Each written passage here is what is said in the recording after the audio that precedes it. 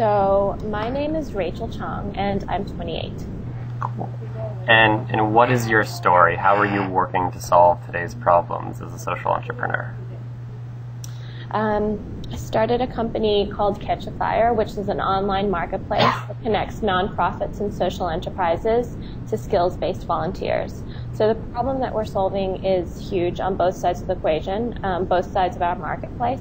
So for nonprofits, there is a statistic that we always look to, and it came out by Deloitte last year, and they say that 95% of all of the nonprofits in the United States say that they need and want access to skills-based volunteers, but don't know where to go to access them. That's basically an entire market. When you think about, 95% of all nonprofits in the U.S. say that they need and want skills-based volunteers. And then on the other side of the equation, you have professionals who want to volunteer their skills but don't have an opportunity to do that. So, for instance, New York City has one of the lowest, actually 50 out of 51 is where they're ranked in terms of the volunteer rate in New York City. The national volunteer rate is about 27%, and in New York it's about 15 to 16%. And to me, what that says is it's not that New Yorkers don't want to give, it's that nobody has made it easy for New Yorkers to give. And when you think about New York having, one of the highest densities of highly skilled professionals, these are very busy people who need to have an easy and efficient way to volunteer their skills. And CatchaFire is making it easy for them to do so. So we want to revolutionize the way that people volunteer by making it easier, more efficient, and more impactful.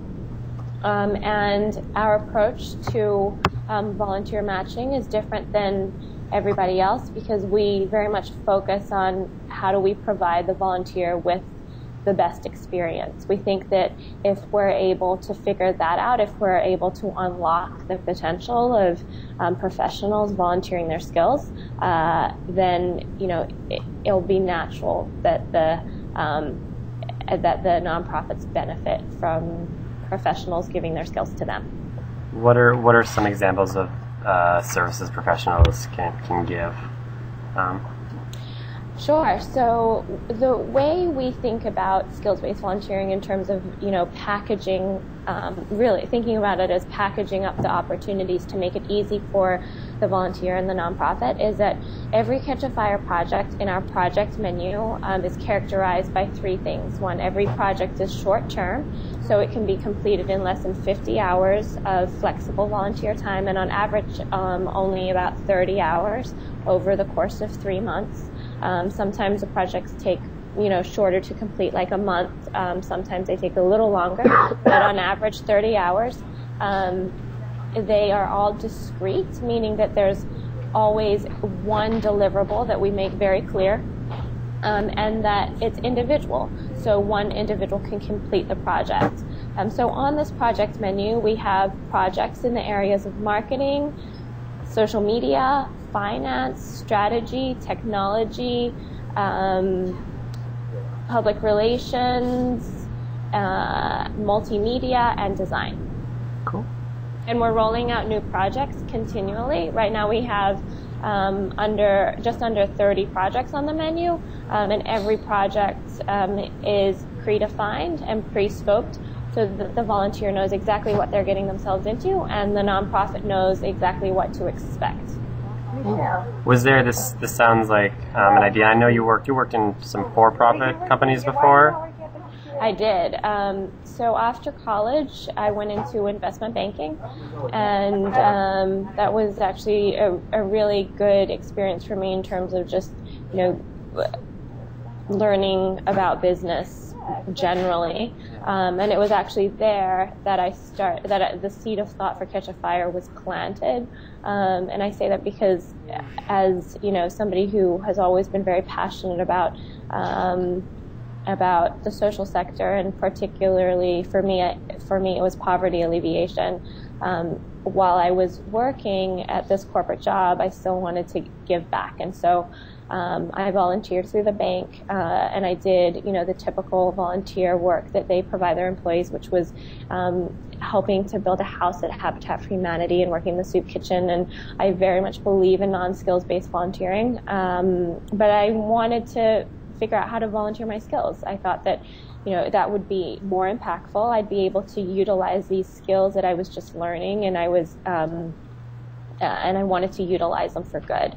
But I couldn't find any opportunity to volunteer my skills. I spent 6 months pretty much every day going online, calling nonprofits, trying to find a way for me to volunteer my skills that fit in with my busy schedule and that was interesting, and I couldn't find anything, and I thought it was crazy, but it was so difficult to volunteer somebody, one's skills, and so I actually felt it was kind of depressing, and I decided to leave banking to go into the nonprofit sector because I felt like I couldn't affect change where I was, and obviously that's a false choice. And that's something that, when we think about what also CatchaFire wants to accomplish is to make it easy for people to volunteer while keeping their regular jobs. We don't think that it's mutually exclusive to, to stay at your high-paying job and give back. Like, that shouldn't be a choice. Quit my job to microfinance. And I actually volunteered for my skills for 6 months, full microfinance institution called BC. From that, I was able to get a really great job helping in New York City called BRAC USA, which is a poverty alleviation organization. It is the bigger BRAC, which is a Bangladeshi organization that uses microfinance as a base, but on top of that has programs such as health, education, water and sanitation, and really takes a holistic approach to poverty alleviation. So I was hired by the president and CEO to help her start a BRAC in the United States, not to do programs, but to help raise resources for BRAC's expansion in Africa. How have you had to work across traditional boundaries to get some things done? How have I had to work across traditional boundaries?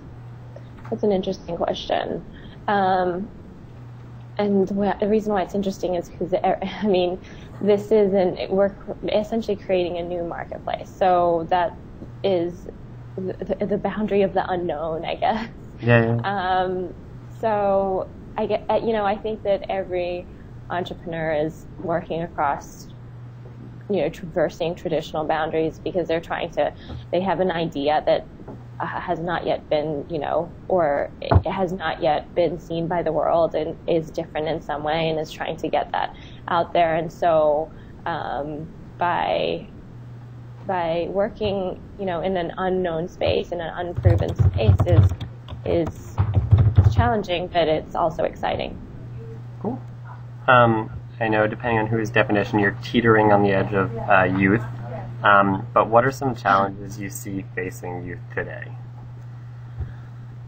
That's an interesting question, too.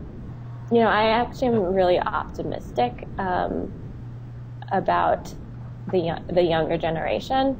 There's a lot of people who say that the millennials and and younger than that are really self-absorbed and hard to deal with. But I think that actually the youth today are very socially conscious.